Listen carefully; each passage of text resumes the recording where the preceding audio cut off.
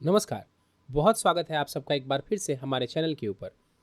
दोस्तों, आज के कार्यक्रम में हम राहु देव के गोचर के ऊपर चर्चा करने जा रहे हैं। राहु देव 12 अप्रैल 2022 को मेष राशि में भ्रमण करने जा रहे हैं और राहु देव की यह स्थिति अगले 1.5 वर्षों के लिए मेष राशि में रहने वाली है।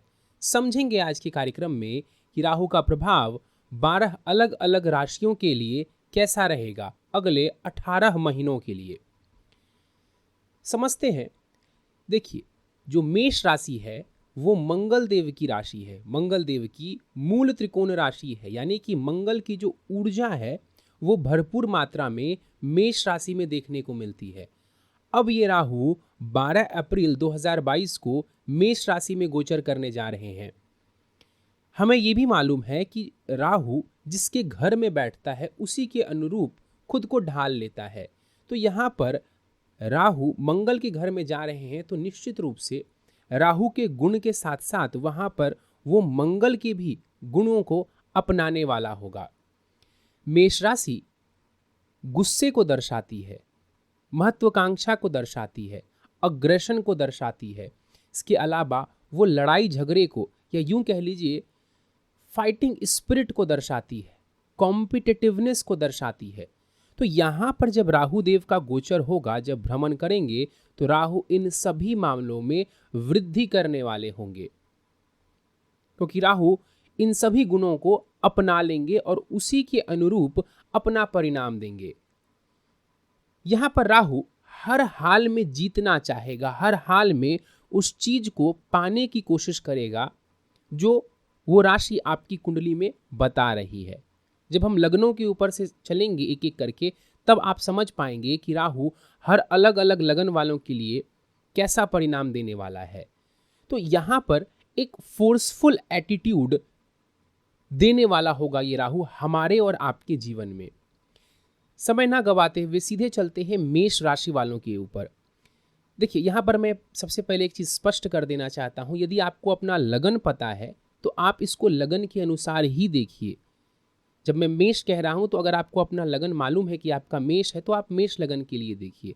अगर आपको लग्न नहीं पता है, अपना सिर्फ चंद्र राशि मालूम है, तब आप इसको अपने चंद्र राशि के अनुसार देख सकते हैं।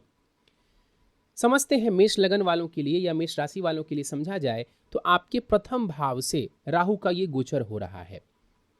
राहु आपके लगन से गोचर करेंगे। इसका प्रभाव सीधा सीधा आपके व्यक्तित्व के ऊपर, आपके स्वभाव के ऊपर पड़ेगा।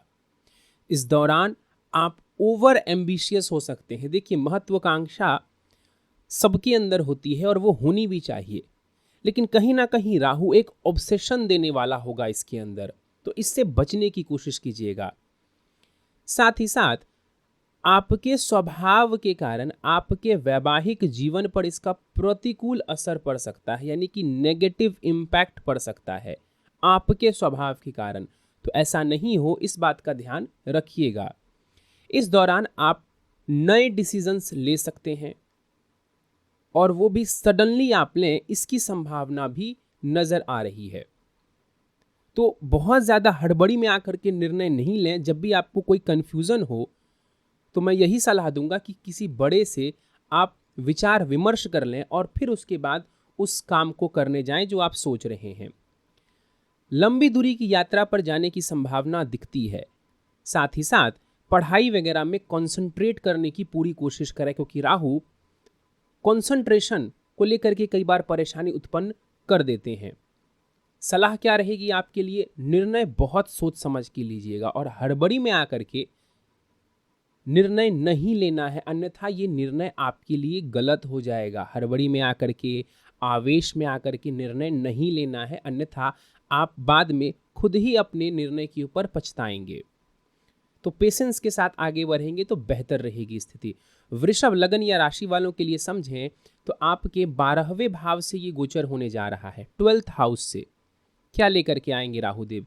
विदेश की यात्राएं, विदेश की यात्रा पर आप जा सकते हैं और यदि आपको मौका लगे तो जाना भी चाहिए। रात को देर तक जागने की समस्या हो सकती है, यानी कि रात में जल्दी नींद ना आना, देर रात तक सोना, मतलब देर रात में जाकर के सोना और सुबह देर में उठना, ये समस्या भी देखने को आपको मिल सकती है। इससे बचने की कोशिश कीजिएगा। कोर्ट कचहरी के मामलों में सावधानी बरतेंगे, ऐसा कोई काम नहीं करेंगे कि इस तरीके की समस्या जीवन में देखने को मिले। ससुराल पक्ष वालों के साथ संबंधों का ध्यान रखिएगा तो बेहतर रहेगी आपके लिए स्थिति। इस दौरान आपके कुछ खर्चे बढ़ेंगे, अनावश्यक खर्चे बढ़ेंगे आपके, तो अपने खर्चों पर भी लगाम लगा करके रखना आपके लिए आवश्यकता है। इसके अलावा आप खुद को कई बार अकेला महसूस कर सकते हैं, या यूं कह लीजिए कि आपके मन में एक नकारात्मक विचार आ सकता है। इससे बचने की ज़रूरत है। तो आपके लिए ये गोचर बहुत अच्छा मैं नहीं कहूँगा, और सलाह यही रहेगी कि नकारात्मक सोच से बचें, लोगों के बीच घुलने मिलने की कोशिश करें, और साथ ही साथ फंड्स को मैनेज करके चलें, यानी कि अपने फाइनेंस का बहुत ज़्यादा ध्यान रखें। ये आपके लिए ज़रूरी है। अनावश्यक चीज़ों के ऊपर खर्च करते रहेंगे तो कहीं ना कहीं आप मुसीबत में फंस सकते हैं। अगली राशि के ऊपर चलें तो मिथुन राशि या लगन वालों के लिए समझें तो आपके 11वें भाव से 11th हाउस से राहु देव का गोचर होने जा रहा है। आय के नए स्रोत खुलेंगे, यानी कि आमदनी का कोई एक नया रास्ता आपको मिलेगा, इसकी संभावना दिखती है। या उसके लिए आप बहुत ज़्यादा प्रयत्न करेंगे, ये भी दिख रहा है, और प्रयत्न करेंगे तो निश्चित सी बात है कि आपको आय का कोई नया साधन मिल जाएगा। ग्रोथ की संभावना बहुत अच्छी दिख रही है। इस दौरान आप ग्रोथ करेंगे, स्थिति बहुत बढ़िया नज़र आ रही है इसके लिए। अचानक से धन का लाभ होता हुआ नज़र आ रहा है। नेटवर्किंग बढ़ेगी आपकी, यानी कि लोगों के साथ घुलना मिलना, उठना बैठना, इस तरीके की चीज़ें आपकी बढ़ेंगी, जो कि आपके लिए अच्छी है। तो इससे खुद को रोकना नहीं है, ये चीज़ अच्छी है आपके लिए। नेटवर्किंग में आपको जाना है, लोगों के साथ घुलना मिलना है, अपने नेटवर्क को बड़ा बनाना है, ताकि यही लोग बाद में आपको सहायता करें। इसके साथ साथ आपको एक सुझाव है कि भाई बहनों के साथ, खास करके बड़े भाई बहन यदि आपके हैं, उनके साथ संबंधों का ध्यान रखिए। वहाँ पर परेशानी देखने को मिल सकती है आपको। छोटी यात्राओं के योग हैं, यानी कि शॉर्ट जर्नीज कर सकते हैं आप इस दौरान। अगर किसी प्रेम संबंध में आप हैं तो उस प्रेम संबंध का ध्यान रखिए, और अपनी शिक्षा का भी विशेष ध्यान रखिए। सलाह यही रहेगी आपके लिए कि रिश्तों के मामले में सावधानी बरतें, चाहे वो प्रेम का मामला हो या भाई बहनों के साथ संबंध हो। जहाँ पर भी संबंधों की बात आ रही है, वहाँ पर आपको इस गोचर में विशेष ध्यान रखने की आवश्यकता है। कर्क वालों के लिए समझते हैं। कर्क राशि या लगन अगर आपका है तो आपके 10वें भाव से ये राहु देव का गोचर होने जा रहा है। देखिए, राहु यहाँ पर 10वें भाव में जाएंगे, ये आपके करियर के लिए अच्छा माना जाएगा। करियर में आप एक नई ऊर्जा के साथ काम करेंगे, एक नई ऊर्जा के साथ आप किसी कार्य की शुरुआत भी कर सकते हैं। यहाँ पर राहु आपको उस ऊर्जा को देने वाला होगा, उस ऊर्जा का स्रोत बनेगा ये राहु आपके लिए। तो उस एनर्जी को यूज़ करिए, उस एनर्जी को चैनलाइज करिए, ताकि आप अपने प्रोफेशनल करियर में, प्रोफेशनल लाइफ में सक्सेस पा सकें। यहाँ पर राहु करियर को लेकर के इनिशिएट करेगा आपको। इसके अलावा करियर में बदलाव की भी संभावना है। मैं यही बोलूँगा कि यदि बदलाव करने की सोचते हैं इस दौरान तो समझदारी से कीजिएगा, एकदम हड़बड़ी में आकर के मत कीजिएगा। लेकिन हाँ, इतना कह सकते हैं कि करियर में बदलाव की संभावना भी नज़र आ रही है। अपनी वाणी का विशेष ध्यान रखिए। पैसे जो आपके पास आ रहे हैं या जो आप कमाएंगे, उसकी सेविंग्स पर विशेष ध्यान दीजिए, वरना पता लगा एक तरफ से पैसा आ रहा है तो दूसरी तरफ से पैसा जा रहा है। तो इस बात का ध्यान रखिए। डोमेस्टिक लाइफ में परेशानी दिखती है, यानी कि जो घर का माहौल है, जिसको सुख शांति कहते हैं, वहाँ पर परेशानी देखने को मिल सकती है। तो डोमेस्टिक लाइफ का विशेष ध्यान रखिए, उसको हल्के में नहीं लेना है। और माता जी के स्वास्थ्य का भी ध्यान रखिए, और खास करके तब यदि आपकी माता जी पहले से बीमार रह रही हों तो इस गोचर के दौरान और ज़्यादा परेशानी बढ़ सकती है। सलाह क्या रहेगी आपके लिए? देखिए, करियर में यदि आप कुछ बदलाव करना चाहते हैं तो थोड़ी समझदारी के साथ आप ये कर सकते हैं। हड़बड़ी में नहीं करना है। इनिशिएटिव ज़रूर लें, लेकिन बैठ करके इस समय को गंवाना नहीं है। इस दौरान इनिशिएटिव लें, कुछ बड़ा करने के लिए जाएं।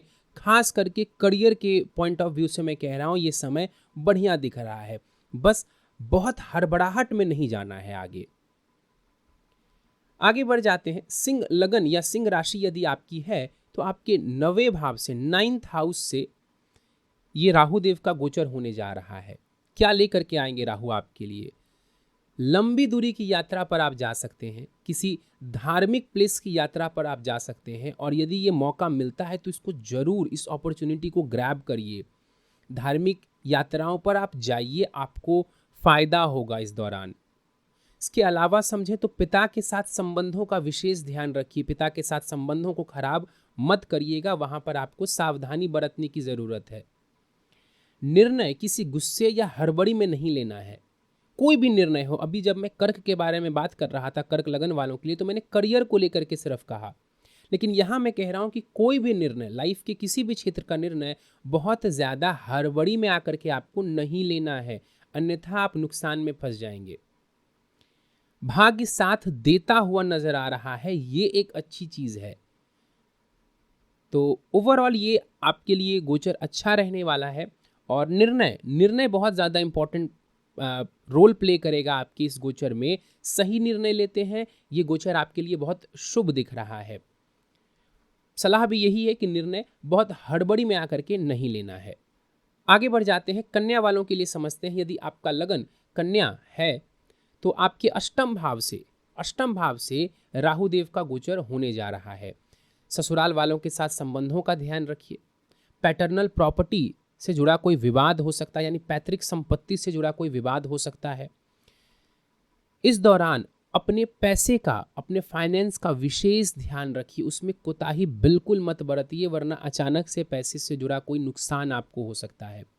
विदेश यात्रा पर जाने की संभावना नजर आ रही है। विदेश यात्रा पर जाना चाहते हैं, कुछ समय से सोच रहे थे, इस दौरान आपको सफलता मिल जाएगी। पैसे का व्यय होता हुआ दिख रहा है। और साथ ही साथ प्रॉपर्टी, चाहे वो पैतृक संपत्ति हो या कोई भी संपत्ति हो, उनसे जुड़े सभी मामलों का बहुत ध्यान से आप विश्लेषण करिए, उसको सोच समझ करके उस पर निर्णय लीजिए। सलाह यही है कि इस दौरान उतार चढ़ाव और बदलाव आपके जीवन में देखने को मिल सकता है आपको। तो जब ऐसी परिस्थिति आती है तो वहाँ पर थोड़ा संयम बरतेंगे तो आपके लिए स्थिति बेहतर रहेगी। तुला वालों के लिए समझते हैं। यदि आपकी राशि तुला है या आपका लगन तुला है तो आपके सप्तम भाव से राहु का गोचर हो रहा है। क्या लेकर के आएंगे राहु देव आपके लिए? यदि आप वैवाहिक जीवन में हैं, आपकी शादी हो चुकी है, तो अपने पार्टनर के साथ सामंजस्य बिठा करके चलने की कोशिश करें इस समय। नहीं तो गलत फहमी, जिसको मतभेद कह लीजिए, गलत फहमी कह दीजिए, उसकी संभावना यहाँ पर बहुत ज़्यादा नज़र आ रही है। गलती किसी को हो या ना हो, ये जो गलत फहमी है, इस वजह से परेशानी देखने को मिल सकती है आपके वैवाहिक जीवन में। विदेश जाने के योग नजर आ रहे हैं, या यूं कह लीजिए कि घर से दूर जाने के योग यहां पर नजर आ रहे हैं। पैसे का लाभ मिलता हुआ दिख रहा है, ये एक अच्छी चीज है। फाइनेंस के लिए ये जो गोचर रहने वाला है, ये आपके लिए फायदेमंद रहने वाला है। अगर आपका कोई छोटा या बड़ा भाई बहन है, कोई भी, छोटे हों या बड़े हों, वो उनके साथ रिश्तों का ध्यान रखना है। इसके अलावा यदि बिजनेस आप कर रहे हैं, और खास करके यदि वो बिजनेस आप पार्टनरशिप में कर रहे हैं, यानी कि आपके साथ कोई और भी व्यक्ति जुड़ा हुआ है, चाहे वो आपके परिवार का ही क्यों ना हो, तो उसके साथ भी बहुत सावधानी से डील करें, वहां पर भी मतभेद देखने को मिल सकता है। तो राहु देव का जो गोचर सप्तम में होने वाला है, ये समय आपके लिए क्रिटिकल रहने वाला है। इसको अच्छे या बुरे की कैटेगरी में आप नहीं डाल सकते हैं। मैं बोलूँगा कि इसको मैं क्रिटिकल मानूंगा। बहुत कुछ आपके ऊपर निर्भर करेगा। यदि आप संयम से काम लेंगे, ये आपके लिए पीरियड बढ़िया रहने वाला है। विदेश से जुड़ करके, घर से दूर जा करके कुछ काम करना है, इस दशा में आपको फ़ायदा मिलेगा। पैसा आने के योग हैं जैसा मैंने कहा। तो ओवरऑल ये पीरियड आपके लिए बढ़िया है। सलाह यही है कि रिश्तों का ध्यान रखिए और समझदारी से चलिए। वृश्चिक वालों के लिए समझें, यदि आपकी राशि वृश्चिक है या आपका लगन वृश्चिक है, तो आपके छठे भाव से राहु का गोचर होने जा रहा है। राहुदेव कैसा परिणाम देंगे समझते हैं। छठे भाव से राहु का गोचर हो रहा है। मुकदमा कोई चल रहा था आपके ऊपर, उसमें जीत मिलने की संभावना है, यानी कि शत्रु पक्ष हार जाए, आप जीत जाएं, इसकी संभावना नजर आती है। कंपटीशन में सफलता मिलने के योग है कि आप खूब बढ़ चढ़ के कंपटीशन दीजिए, पूरी मेहनत से दीजिए, आपको सफलता मिल जाएगी इस दौरान। इसके साथ साथ कार्य क्षेत्र में बदलाव की स्थिति नजर आ रही है। यदि कार्य क्षेत्र में बदलाव करना चाह रहे थे तब तो ये समय बढ़िया है, और यदि नहीं करना चाह रहे हैं तब आपको बड़े ध्यान से चलना होगा इस दौरान। पैसे आने की अच्छी संभावना दिखती है आपके लिए, तो पैसे को लेकर के टेंशन लेने की आवश्यकता नहीं है, लेकिन साथ ही साथ मैं सलाह दूंगा कि खर्चों का भी ध्यान रखिएगा। शत्रुओं पर जीत हासिल होगी। जैसा मैंने कहा, यदि कोई शत्रु परेशान कर रहा था आपको या कर रहा है आपको, तो इस दौरान शत्रु हार जाएगा, आप जीत जाएंगे। सलाह क्या है आपके लिए? गोचर बहुत लाभ देने वाला है, अपनी तैयारी को अच्छा रखिए। कहीं ऐसा ना हो कि अच्छा समय आया लेकिन आपकी कम तैयारी की वजह से आप उस समय का लाभ नहीं उठा पाए, ऐसा मत होने दीजिएगा। धनु वालों के लिए समझें, यदि आपकी राशि या आपका लगन धनु है तो पंचम भाव से, आपके पांचवें भाव से राहु का गोचर होने जा रहा है। आपकी बुद्धि ज्यादा काम करेगी इस दौरान, या यूं कह लीजिए कि आप ज्यादा सोचेंगे इस दौरान। बुद्धि बहुत तेज तरीके से आपकी काम करेगी। निर्णय सोच विचार करके लीजिए। देखिए, राहु पंचम से गोचर करेंगे तो ये आपकी बुद्धि को बढ़ाने वाले होंगे, लेकिन साथ ही साथ यहाँ पर कई सारे थॉट्स आपके मन में आएंगे। तो जो अच्छा है उसी को चुनेंगे, जो अच्छा नहीं है उसको नहीं चुनेंगे। अपनी पढ़ाई में कंसंट्रेशन का ध्यान रखिए। किसी अनावश्यक चीज़ के ऊपर जाने से कोई फायदा नहीं है, कोई लाभ नहीं है, इससे आपकी शिक्षा बाधित होगी। तो अपने कंसंट्रेशन का आपको विशेष ध्यान रखने की ज़रूरत है। किसी प्रेम संबंध में है, समय बढ़िया है। कोई नया प्रेम संबंध बनाना चाहते हैं, उसके लिए भी ये समय बढ़िया दिख रहा है। हाँ, प्रेम संबंध यदि कोई चल रहा हो काफ़ी समय से, तो मतभेद की स्थिति से बचेंगे। लंबी दूरी की यात्रा पर जाने की संभावना है, और आय में वृद्धि यानी कि पैसा आने की संभावना दिखती है। सलाह यही है कि अपने फोकस को खराब नहीं होने दें, और किसी मेजर डिसीजन को लेने से कई बार सोच विचार करें या फिर उससे बचें। मकर लगन या मकर राशि वालों के लिए समझें तो आपके चौथे भाव से राहु का गोचर होने जा रहा है। डोमेस्टिक लाइफ का ध्यान रखेंगे, घर के माहौल को देखेंगे, समझेंगे, वहां पर लापरवाही नहीं बरतेंगे, घर में सुख शांति का माहौल रहे, इसके लिए आपको प्रयत्न करना पड़ेगा।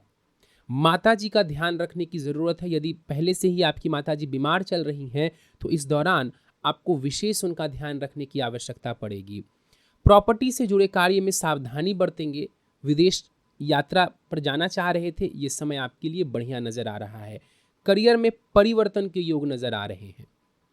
सलाह क्या है आपके लिए? अपने डोमेस्टिक लाइफ पर ध्यान दीजिए, उसको इग्नोर करके मत चलिए। कुंभ वालों के लिए समझते हैं। कुंभ राशि या कुंभ लगन है आपका, तो आपके तीसरे भाव से, आपके थर्ड हाउस से राहु का ये गोचर होने जा रहा है। देखिए, ये पीरियड आपके लिए काफ़ी सपोर्टिव रहने वाला है। ये पीरियड बढ़िया रहने वाला है आपके लिए। राहु आपको मेहनत भले ही करवाएं, थोड़ी दौड़ भाग करवाएं, लेकिन ये राहु आपको रिजल्ट्स भी उसी अनुसार देंगे। तो मेहनत से मत भागिएगा, ये राहु आपको बहुत ज़्यादा सपोर्ट करने वाला है। तो अच्छे रिजल्ट्स के लिए आप रेडी रहिए। इस दौरान आपका साहस बढ़ेगा। अपने साहस के माध्यम से आप कई सारे चीज़ों को हासिल करने वाले होंगे।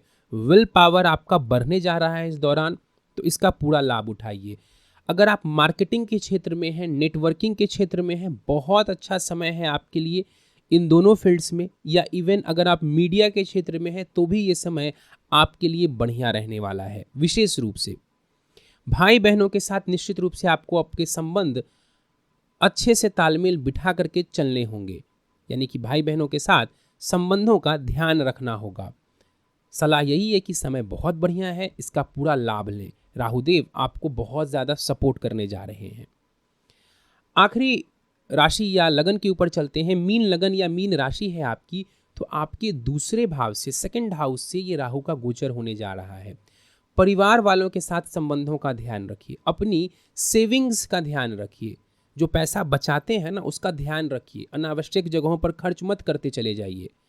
अपनी वाणी का विशेष ध्यान रखिए। इस दौरान लोगों से इस प्रकार की वाणी मत बोलिए, कड़वी वाणी का इस्तेमाल मत करिए कि बाद में आपको स्वयं पछतावा हो। तो वाणी का विशेष ध्यान आपको रखना है।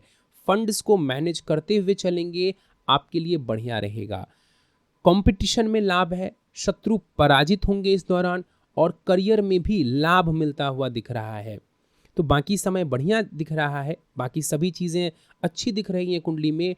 बस जो मैंने कहा, फाइनेंस का ध्यान रखना है, परिवार वालों के साथ संबंध का ध्यान रखना है, अपनी वाणी का ध्यान रखना है। तो इन चीज़ों पर आप गौर जरूर करिएगा। सलाह यही है कि पैसे का विशेष ध्यान रखिए। और कोई शत्रु परेशान कर रहा था, कोई कंपटीशन देने जा रहे हैं, समय बहुत बढ़िया है, आपको वहां पर सफलता मिलने की पूरी संभावना है। चलिए, तो दोस्तों ये था राहु देव का गोचर, जो कि 12 अप्रैल 2022 से मेष राशि में होने जा रहा है अगले 1.5 वर्षों के लिए। और अलग अलग लगन या अलग अलग राशि वालों पर इसका क्या प्रभाव पड़ेगा, ये मैंने आज के कार्यक्रम में आपको बताया। यदि कार्यक्रम पसंद आया हो तो आप इस कार्यक्रम को लाइक कर दें। कोई सवाल आपको पूछना हो तो नीचे कमेंट बॉक्स में आप मुझसे पूछ सकते हैं। कुंडली एनालिसिस के लिए आप स्क्रीन पर दिए जा रहे व्हाट्सएप नंबर के ऊपर मुझसे संपर्क कर सकते हैं।